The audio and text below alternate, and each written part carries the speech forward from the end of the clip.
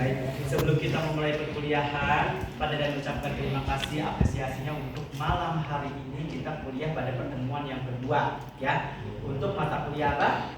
Akuntansi keuangan menengah 2 atau intermediate 2, ya. Baik, ini pertemuan yang kedua kita akan membahas mengenai kewajiban jangka panjang atau liabilities jangka panjang. Baik, kita berdoa dulu ya, Nak. Berdoa, dipersilahkan.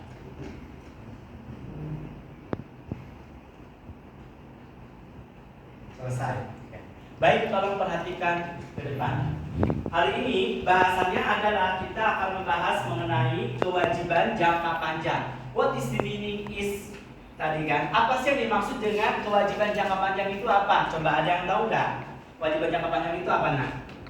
Bukunya mana catatannya? Ayo catatannya. Kuliah biasakan catatannya. Ayo mana bukunya? Stop catatannya. Pulpennya apa aja disiapkan harusnya dari awal. Oke, baik. Ya, ada yang penting dicatat walaupun pada dan sudah masih full PPT-nya pertemuan 1 sampai 16 itu sudah full, 1 sampai 14 sudah full semua. Tetap ya, yang namanya literasi seperti buku yang kita gunakan, kita udah sepakat kemarin menggunakan bukunya siapa? Bukunya ini, bukunya Kisok Akuntansi Keuangan Menengah atau Intermediate. Ada edisi bahasa Inggrisnya, atau textbooknya, dan ada edisi bahasa Indonesianya. Ini adalah berdasarkan edisi IFRS, ya. Bukunya ada 2, buku volume 1 dan volume 2. Nah, volume 1-nya nanti volume 1-nya nanti dimulai kan dari liabilities jangka pendek, nanti akan lanjut ke volume yang kedua. Ini ada di perpustakaan, tinggal Anda pinjam. Oke, baik. Apa sih yang dimaksud dengan kewajiban jangka panjang? Apa, Nak?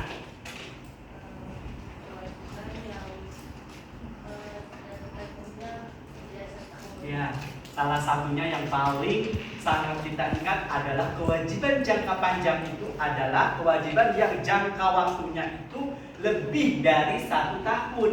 Nah, dalam bukunya Kisok itu pokok bahasan untuk jangka panjang itu liabilitasnya adalah pertama ada utang obligasi, kedua adalah ada wesel bayar jangka panjang, ketiga ada utang hipotek, dan tentunya nanti buku-buku yang referensi yang bagus pastinya akan ada isu-isu spesial yang memang lagi tren dalam dunia bisnis. Nah, seperti apa?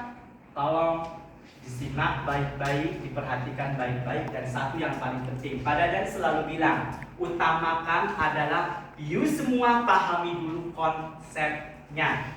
Kalau orang sudah paham konsepnya, insya Allah nanti ke praktiknya pasti akan dengan lebih mudah dikuasai. Konsepnya dulu kuasai. Apa tuh konsep dari utang obligasi? Bagaimana konsep wesel bayar jangka panjang? Bagaimana utang hipotek? Karena kalau kita lihat di sini, liabilitas jangka panjang itu konteksnya adalah konsepnya, dia adalah semua kewajiban. Artinya kewajiban itu adalah yang sudah disepakati antara entitas atau perusahaan dengan pihak ketiga. Dan tapi durasi waktunya adalah lebih dari 1 tahun yang 3 ini. Seperti apa? Mari kita lihat satu persatu. Oke. Baik, saudara bisa lihat di sini.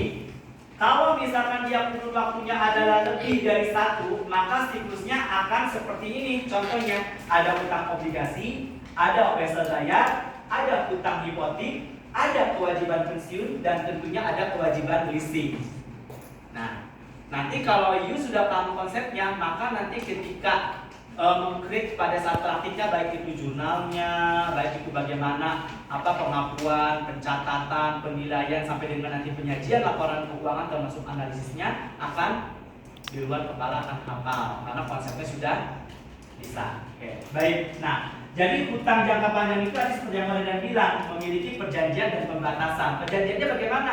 Ya antara satu dengan antara kita seperti yang ketiga ini seperti apa perjanjian itu ada klausulnya. Pembatasannya adalah masalah waktunya, dia lebih dari 1 tahun. Ingat ya. Oke, next. Nanti akan pada dan bukan diskusi interaktifnya, tapi tolong didengarkan dulu. Nah, yang pertama adalah kita membahas utang obligasi. Kalau kita membahas hal-hal yang berharga dalam sebuah entitas, tentu akan paham yang namanya saham dan obligasi. Kalau saham kan lebih sifatnya dia keikutsertaan seseorang atau entitas pada pada entitas lainnya. Tapi karena di sini bahasannya adalah kewajiban jangka panjang, maka yang akan dibahas adalah obligasi. Pertanyaan Pak Dadan, mungkin kemarin waktu di pengantar akuntansi atau mungkin di dasar-dasar akuntansi sudah pernah belajar apa sih itu obligasi? Apa Mas obligasi saya apa namanya? Itu surat utang yang diberikan perusahaan. Siapa yang berutangnya? Yang berutang perusahaan. Misalnya contoh Pak Dadan sama kamu, Pak Dadan PPA, kamu misalkan orang perorangan. Nah, yang menerbitkan obligasi itu siapa? Ya, sebagai entitas perusahaan. Terus yang berutang siapa? Yang berutang siapa? Silakan yang baru masuk, silakan ambil tempat duduk. Nah, Yang berutang berarti yang berutang kamu ke saya, Pak Dadan sebagai PT. Yang punya dana? saya. Ya, cerdas.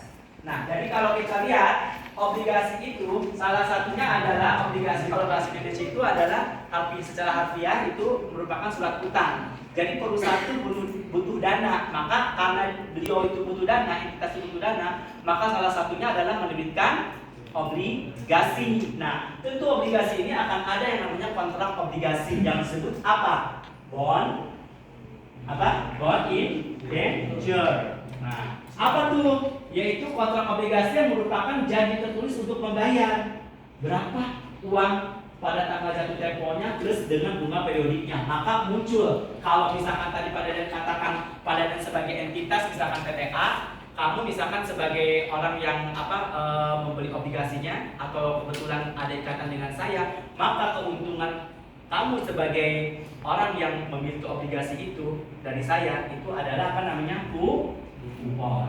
Kupon itu apa? Kupon itu adalah nilai kelebihan dari uang yang kita investasikan tanda kutip dalam bentuk obligasi pada entitas yang bersangkutan.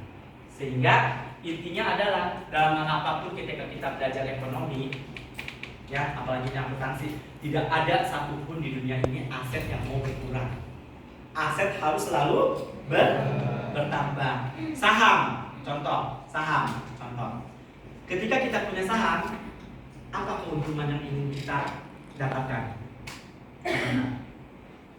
Namanya apa? Benefitnya apa namanya? Saya membeli saham, berarti saya ingin mendapatkan kelebihan, kan harta saya harus naik dong, karena kan kita investasi. Nah, apa tuh namanya? Saham apa namanya? Kan tadi kalau kupon di obligasi, kalau saham? Ya, tepat, dividen. Makanya kita kalau orang penting itu konteksnya adalah harus lihat, harus paham laporan keuangan. Begitu kita paham laporan keuangan, kita tahu nih mana perusahaan yang prospek kedepannya bagus. Salah satunya adalah dengan memperhatikan dividen, earnings per share, laba per sahamnya berapa. Tentu ini akan kita cek di mana? Pada perusahaan-perusahaan yang listing di Bursa Efek Indonesia. Pak, bagaimana kalau perusahaannya belum listing? Nah, kalau belum listing kita biasanya lebih ke faktor kepercayaan. Biasanya itu adalah pada perusahaan-perusahaan keluarga yang belum listing. Tapi kalau listing dia sudah dipublish, ada di www.bi.go.id misalnya, atau misalkan di Bapepam, kita bisa lihat laporan keuangannya terpublish semua, laporan per annualnya, laporan per semesternya, bahkan laporan tersebut sudah diaudit oleh kantor akuntan publik. Dan itu merupakan syarat lebih enak. Oke, baik. Kemudian kita kembali lagi ke utang obligasi. Adanya sertifikat obligasi, harus berbentuk sertifikatnya, harus ada sebagai bentuk obligasi. Kemudian pembayaran bunga biasanya dilakukan semi unilateral. Jadi kalau misalkan untuk pembayaran daripada bunganya itu tergantung dari kesepakatan, tapi biasanya adalah bisa per 6 bulan atau mungkin ditentukan dengan perjanjian-perjanjian yang tertera atau tertulis antara kedua belah pihak tersebut. Nah, tujuannya apa? Tujuannya adalah untuk meminjam uang jika kebutuhan dananya itu terlalu besar kalau meminjam dari satu pihak. Jadi kalau misalkan minjem ke bank, takutnya jangan-jangan kemarin baru pinjam ini belum selesai, takutnya tidak terpenuhi, maka perusahaan menerbitkan yang namanya obligasi. Pertanyaan Pak Dadan, satu saja. Kalau kita lihat ke individu kita pribadi, Bolehkah sayang kita berhutang? Boleh nggak kita berhutang? Kenapa alasannya? Karena ada loh orang yang sama sekali nggak mau berhutang. Bahkan perusahaan pun, kita konteksnya kan ke private dulu nih. Private aja ada yang nggak mau hutang. Makanya pun saya berhutang haram. Entitas juga bang, ngapain juga hutang gitu kan? Nah, sekarang